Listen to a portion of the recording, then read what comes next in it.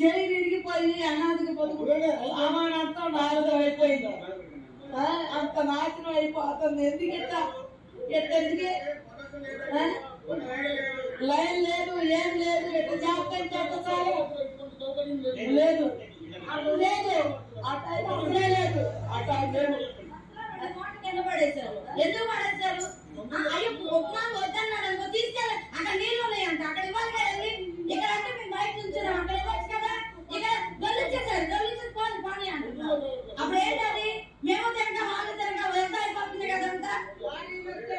జమ్ములో చేసుకెళ్ళిపోయి పెడితే కథ కడుపునండి అంటాం. ఎంత ఏది ఆడందుతుంది, మాకు ఆడవాళ్ళకి అందుతుందా?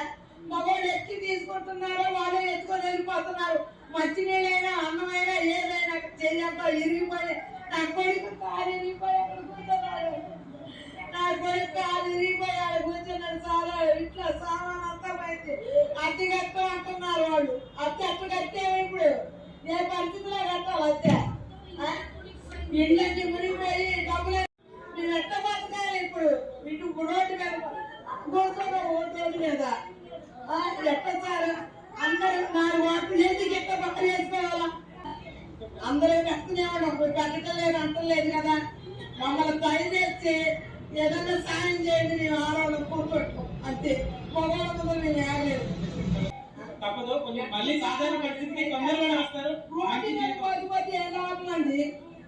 నువ్వు ఉట్టానం చేసుకొచ్చి పెట్టు, ఉట్టానోడి కింద పచ్చడి వేసి పెట్టు, అది తిని బతుకుతావు.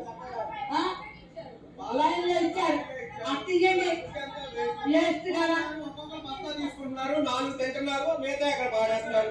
లేని ఆకలి కంటో ఉన్న వాళ్ళు లాభం ఉన్నారు, డెలివరీ వాళ్ళకి లాభం ఉన్నారు. లాభం వచ్చి ఏమనిచ్చారు?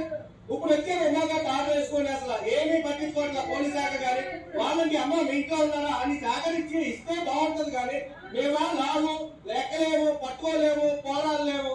ఇక బయట తీసుకుని వస్తున్నాం. సహకరించాలండి. చూడండి అక్కడ వీళ్ళందరూ బాధపడే దీని గురించే. పోలీస్ ప్రొడక్షన్ లేకుండా, అంటే ఒక పోలీసు ఒకే ఒక వ్యక్తి ఎంతమందిని అయితే ఆపగలుగుతారు?